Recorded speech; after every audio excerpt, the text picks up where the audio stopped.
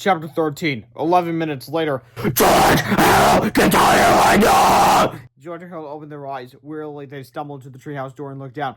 George's mom and dad and Harold's mom were all standing down in the yard looking very angry.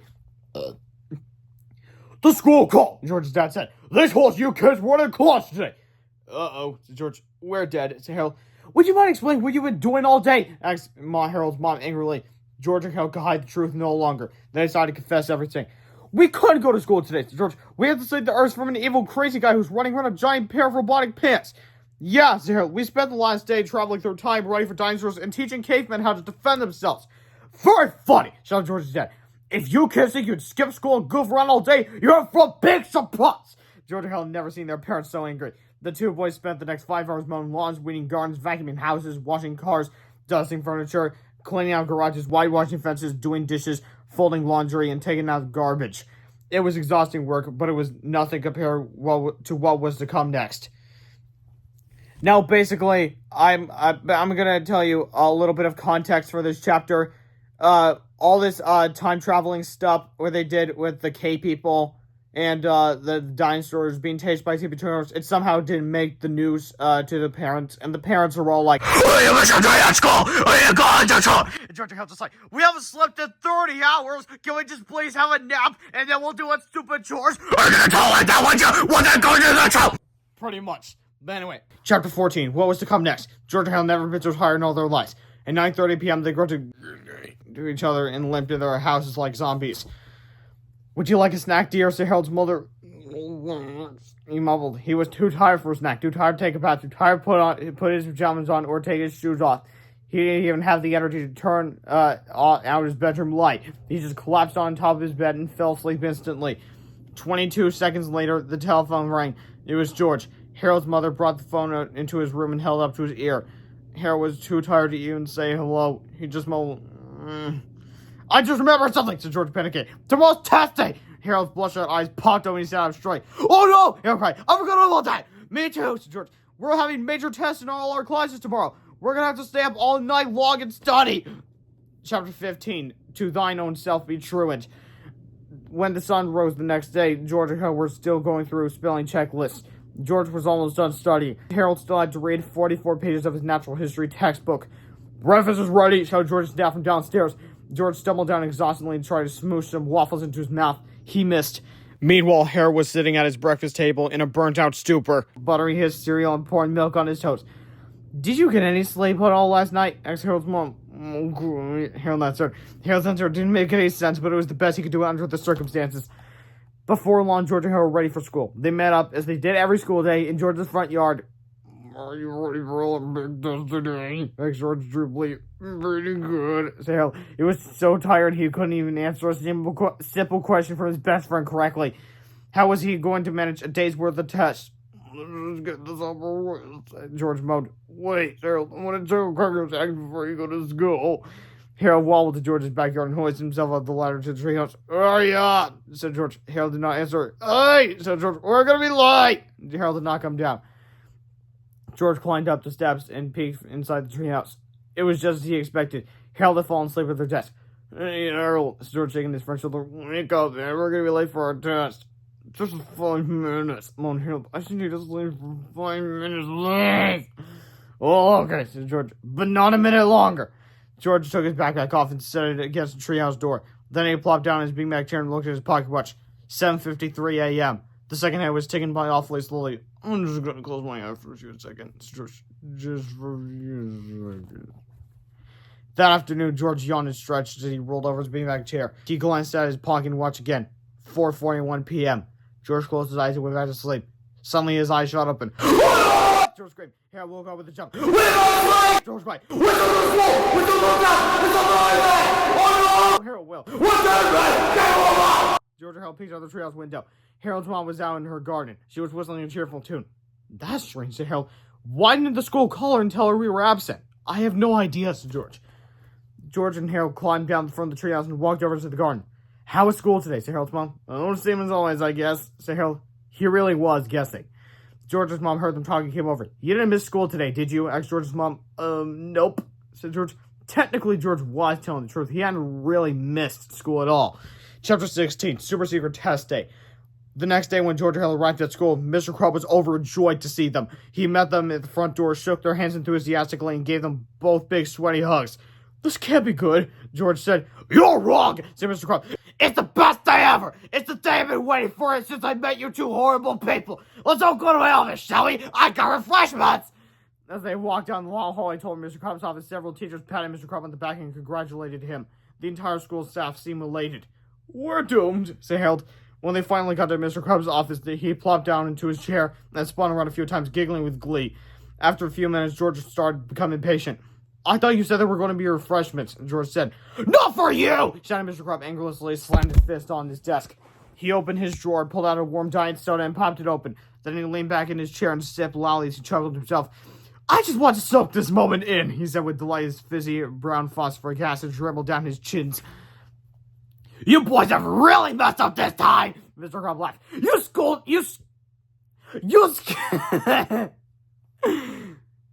"You boys have really messed up this time!" Mr. Crumb laughed. "You skipped school on super secret test day!" "Super secret test day?" Harold. "What does that mean? I thought you never asked!" Mr. Crumb said gleefully. "You see, I've been looking for ways to separate you two kids for years now, but I never figured out how to do it until yesterday. Then it came to me in this flash of inspiration. Super secret test day! "What's a secret about it?" asked George. "You should be asking what's so super about it," said Mr. Crumb joyfully. "Because it just might be the crowning achievement of my entire career." George and Harold looked at each other nervously. Suddenly, the door opened and the school's math teacher, Miss Calculator, entered the room. She sneered down at George and Harold and poked her tongue out at them as she walked by. "Here are the figures you asked for," she said, handing Mr. Crumb a large manila envelope. "Thanks, Anita," Mr. Crumb said. He smelled the envelope like he was admiring the aroma of a gourmet meal. "It's a real shame you boys missed school yesterday," Mr. Crumb said. "Your teachers hated to do it, but they had to give you both zeros on all your tests." "Boys study really hard," said Harold. "Can we take makeup tests?" No, Mr. Crumb said, grinning evilly from ear to ear. "There'll be no makeup tests!" "Don't worry," Harold said George. "We'll do really good on our final exams this year. We can bring our grades back up." "Final exams have been canceled for this year," said Mr. Crumb cheerfully. "Isn't that wonderful news? You and all your classmates will get 7 more weeks of school with no homework, no quizzes, and no studying. Your grades for the whole school year have already been calculated." "Oh no," said George. We're gonna flunk the 4th grade?" "Actually, it's worse than that," said Mr. Crumb, his teeth glistening at a grin so wide that it seems to stretch beyond the boundaries of his face. "Normally, you wouldn't get this information until summer vacation begins, but I thought it'd be nice to show you your grades early. Isn't that fun?" He opened the manila envelopes and slid 2 report cards toward George and Harold. Quickly, the boys opened them up and scanned through them. George's final grade for the year was 62.7%. A terrible grade to be sure, but still a passing grade. George would move on to 5th grade next year. Harold, whose grades were not quite as good as George's, weren't so lucky. Harold's final grade was 59.7%. Harold had failed. "I'm going to have you two placed in separate classes. We're going to annihilate your friendship." "Oh no!" Harold moaned. His eyes began to fill with tears. "Oh, I'm gonna flaunt the 4th grade!" "Yeah, ain't that too bad!" said Mr. Crumb with delight, twinkling his eyes. He looked up at Miss Calculator and they both burst into fits of laughter. "There's nothing you can do about it either!" Mr. Calculator sneered. "You two brats will be in different grades next year. You'll never see each other in school anymore. You'll have different teachers, different classes, and different friends!" Chapter 17, The Idea. "I can't believe they're gonna separate us," said Harold as the boys walked home from school that afternoon. George said nothing. He was thinking. He knew there was a way to solve this problem. "I can't believe I had to spend an extra year at that school, too," Harold moaned, trying not to cry. "The worst part is I actually studied. I know this stuff. I could have probably gotten straight B's if I had taken those tests yesterday." "That's it!" cried George confidently. "We can fix this." "But how?" said Harold. "They won't let us take makeup tests." "Who says we have to take makeup tests?" George replied. "Let's take the real test." Harold looked suspicious. "What do you mean?" he asked. "Melvin said he kept his time-traveling squid thing in his garage, right?" So George, "Let's borrow and go back in time to yesterday morning. Then we can take those tests like we were supposed to. Problem solved." "No way!" Harold protested. "Whenever we travel around in time, bad stuff happens." "What could be worse than being in different grades next year?" George countered. "Do you really want to spend an extra year at that school?" Harold didn't have an argument for that. "Besides," George, "we're only going back in time 1 day. How could anything bad happen in just 1 day?" "I guess you're right," said Harold. George and Harold turned around and headed over to Melvin's house. Luckily, Melvin's garage door was open. Cautiously, the two boys sneaked inside and looked around. And there, standing in the corner beside a box of Langstrom 7-inch gangly wrenches, was the glow-in-the-dark time-traveling robot squid. We shouldn't be doing this, Harry whispered. We're trespassing and stealing. Hey, melt the story of this whole mess, George reminded Harold. We're just fixing it. Besides, we're not stealing. We're just borrowing. Against his better judgment, Harold helped hoist George up into the cockpit. Suddenly, the robot squid powered up again to glow. A few moments later, the controls were all set. Okay, said George, let's go back in time and take those dumb tests. He picked Harold up with one of his glowing tentacles, took a few steps forward, and pressed the start button. The glow-in-the-dark touch of the robot squid began shaking and sputtering as it zipped backward in time 32 hours. A blinding ball of light flashed suddenly, and George and Harold arrived bright and early yesterday morning, just in time for school. As Harold helped George climb out of the cockpit, he noticed that there were now 2 glow-in-the-dark time-traveling robot squid suits. Hey, said George, how come there are 2 glow-in-the-dark time-traveling robot squid suits? Said George, I guess that one in the corner was the one from yesterday. When we went back in time, we created a duplicate time machine. Oh, said Harold, Melvin should thank us. Yeah, said George, that was very thoughtful of us. George and Harold ran back through town as fast as they could. Soon they were scrambling up the steps to draw up to school. This feels weird, said George. I've never been so happy to go to school before. Or to take tests, said Harold. And indeed, it was a happy school day for George and Harold. They took all their tests, did pretty well, most of them, and never had to deal with anything super or secret again. At least not until that afternoon. Chapter 18, Our Doppelgang. That afternoon, when George and Harold got home, they climbed up to their treehouse to check on Cracker's eggs. George tried to push the door open, but something was in the way. Hey, there's a backpack blocking the door, said George. He reached in and pulled it toward him. This is like my backpack. What's going on up there? Asked Harold as George rummaged through the backpack. My papers, my books, my lunch from yesterday, said George. This is my backpack. It can't be, said Harold. You're wearing your backpack. George pushed the treehouse open and looked inside. Oh no, said George. Harold climbed up next to George and looked inside the treehouse. There, sleeping at the table, was Harold himself, and next to him, sprawled out and snoring on his beanbag chair, was George. I told you something bad would happen, cried Harold. Shh, George, don't wake us up. I don't understand, Harold whispered. How come we're here? Well, it kind of makes sense, said George. We just went back in time to yesterday, right? Right, said Harold. Well, where are we yesterday? Asked George. We were right up here in the treehouse, sleeping and... Oh, I get it, said Harold. This is us from yesterday. Yeah, said George. Remember how we accidentally created an extra robot squid suit? Said Harold. I guess we accidentally created an extra George and Harold too. Perfect, said Harold sarcastically. Chapter 19, The Pact. While yesterday's George and Harold slept, George and Harold tried to figure out what to do next. How are we going to explain this to our parents? Asked Harold. How are we going to explain this to ourselves? Asked George. Yesterday, George yawned and stretched as he rolled over his beanbag chair. He glanced at his pocket watch, then closed his eyes to go back to sleep. Suddenly, his eyes shot open. Yesterday, George screamed. Yesterday, Harold awoke with a jump. Yesterday, George cried. Hey, who are you guys? Yesterday, George rubbed his eyes and looked at his twin. I must be dreaming, he said. Either that or I'm seeing double. Well, said George, it's a long story. He and Harold told her yesterday selves what had happened and quickly caught them both up on the events of the past 3.5 chapters.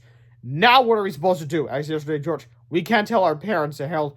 But where are we all going to sleep? Asked yesterday Harold. And how are you all going to get enough food? Said yesterday George. And clean clothes, said Harold. Everyone was beginning to panic except for George, who had been deep in thought for a while.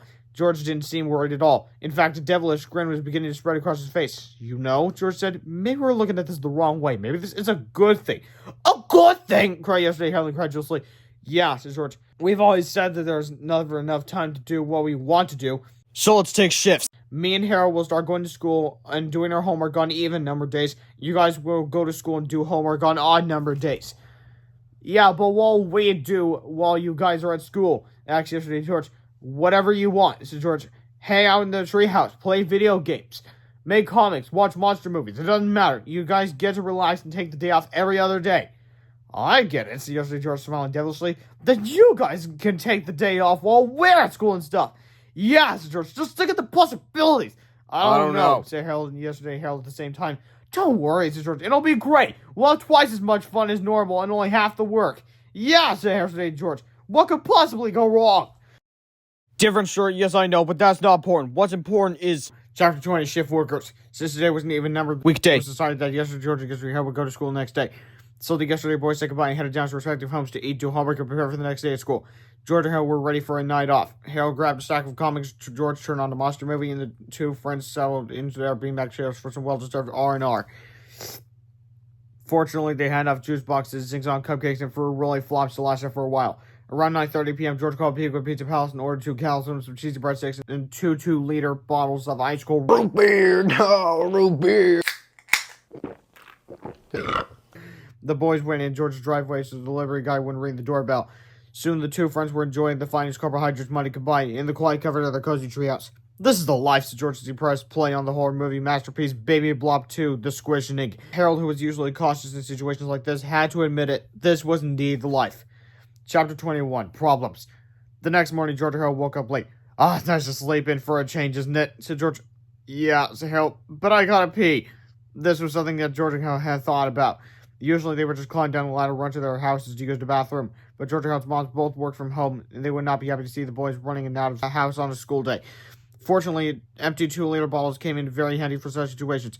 But as they poured their contents of their emergency urinals out the window, that's kind of gross. Both boys knew the solution wouldn't work for long. Our food is running low, said Harold, and I spent all my allowance on those calzones last night. No problem, said George. We'll make a comic book selling on the playground at school and use the money to buy all the junk we need. We could even buy one of those portable camping toilet thingies. But we're not supposed to go to school today, said Harold. Actually, we're not supposed to go to our classes today, George clarified. As long as we're never in the same place as our doubles, we should be fine. So George and Harold cleared a space at their desk and began working on their newest comic book. It's called Chapter 22, Super Diaper Baby 2.5. Action, triple flip-a-rama, and special appearance of Dogman. The George began Harold says, one morning, the house gets his house, everybody's watching TV. When suddenly, we interrupt the show for breaking news. Petey the cat has escaped from jail, and he has vowed revenge on Super Diaper Baby and Diaper Dog. That's terrible, I know.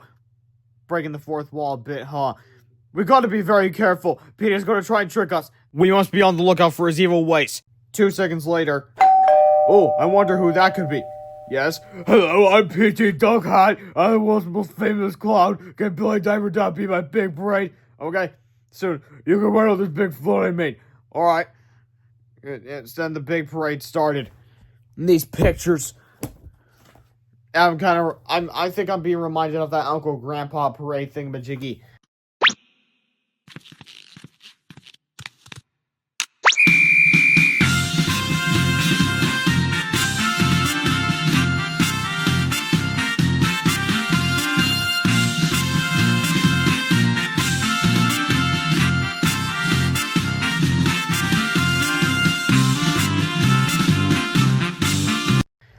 I'm reminded of a whole bunch of other cartoons while reading these books. But moving on. But then, is everyone having fun? Yeah, good, because I have one last surprise. He took off his nose, he took off his makeup, he took off his wig and hat, and he took off his clothes. Guess who? P.T. Doghouse was really P.T. the cat. Get it? It's a play on words. Get it? No. Never mind. Give me your money, pups. So then, hey, look, it's P.T. Let's get him. Oogie. But, hey, I'm stuck. Me too. That's because the baby flow is really a robo baby. Right? And our heroes were stuck in the powerful grip of the mighty robo baby. Peter collected wallets and purses from the crowd. Fill her up. While robo baby destroyed the city. Rats, who will save us? Then Diamond got an idea. He ran over to robo baby and climbed up him. Diamond scratched and scratched and scratched. Soon Diamond's fleece flew off and landed in robo baby's diaper. Then, I'm free. Me too. There's triple flipperama. Might as well show you. Dogman had a little itch. His fleas were as white as snow. And whenever the robo baby went, the fleas were sure to go. Beep beep. The end. But then, click to be continued. Yeah, this comic ends on a cliffhanger. You big day pill, you gotta pick up where this left off. But then again, everyone who just reads the Super Diaper Baby might miss this comic. So this might be tied to the beginning of Super Diaper Baby. I don't know. Chapter 23. Dream a Little Dream of Us. Hey, that comic turned out pretty good, said Harold. Yeah, not too shabby, said George. Let's go to school and make copies of it. But what if somebody sees us, said Harold. Don't worry, said George. I've got it all figured out. So George and Harold got dressed, headed to school, and sneaked into the office. In no time at all, they were running off copies of their new comic book and stapling them together. Things were going very well until the school secretary, Miss Anthorpe, came back from a lunch break. What are you kids doing in my office? Miss Anthorpe yelled. We're not in your office, said George with a mischievous smile. You're dreaming. Dreaming, said Miss Anthorpe. Yeah, and I can prove it, said George. Just call our teacher, Miss Ribble, on the intercom. She'll tell you we're both in class right now. In class? Said Miss Anthorpe. Yeah, said George. Obviously, we can't be in two places at the same time, so this has to be a dream, right? Miss Anthorpe was suspicious. She grabbed the microphone on the intercom and contacted Miss Ribble's room. Miss Ribble, she said, where's George here right now? Why they're right here in my classroom? Ms. Ribble replied through the speaker. Oh, really? said Ms. Athrop. Of course. Said Ms. Ribble. They've been here all day. Ms. Athrop was stumped. Then she got a sneaky idea. Alright, she said. If they're really in your classroom, then send them both to the office right now. Okay. Said Ms. Ribble. Ms. Athrop turned and looked at Georgia Hill with a snarly grin. I don't know what kind of trick you kids are trying to pull, she said, but you can't fool me. Suddenly, Georgia Hill walked into the office. Miss Athrop looked at them and screamed. Then she looked at Georgia Hill and screamed again. Her head made a swishing sound and swivel back and forth between Georgia Hill and yesterday Hill. See, said George, I told you this was a dream. You're right, grabbed Miss Athrop. It all seems so vivid, but I must be dreaming. Of course you are, said George. And why should you waste a perfectly good dream hanging around in the office? That's a good point, said Miss Athrop. And why bother wearing such tight, restricting clothes? After all, it's my dream. I can do whatever I want. Now wait a minute, said Harold, but it was too late. Miss Athrop hoisted her dress over her head, ripped it off, and threw out the window. Whee! She yelled, dreaming is fun! And then she ran away, laughing her head off, and slammed the office door behind her. Now, as a little side note, the picture of her stripping down near naked is it's probably best unshown in this video because of YouTube's stupid guidelines and also the negative reviews on Amazon.com. But anyway, what are you guys doing here? So yesterday, George Sterling, this is our day to be at school. We ran out of food and we needed to buy some supplies, George. So we made a new comic to sell on the playground. Yesterday, George walked over to the comic machine and inspected the new comic. How many did you make? He asked. About 200, said Harold. We'll leave them with us, said yesterday Harold. We'll sell them at recess today and bring the money to the treehouse after school. Yes, George, but you guys get out of here! Yesterday, George interrupted. If anybody else catches us together, we'll all be in big trouble. All right, said George. Get out now! He shouted yesterday, George angrily. All right! Said George. Gee whiz! Yesterday, George yesterday Harold scooted to the comic in the arms and left the office in a huff. Man, said George, today was supposed to be our day to have fun, but we won't let us. I know, said Harold. Well, who do you think we are? We can't tell us what to do, said George. I'm not the boss of me. Me neither, said Harold. I'm gonna do what I want, even if I don't want me to. That's telling yourself, said George. Chapter 24, Twin Pranks. George and Harold went out into the hallway and started switching the letters around on a bulletin board. Soon they were spotted by two teachers. Oi, Mr. Meter barked. What do you kids think you're doing?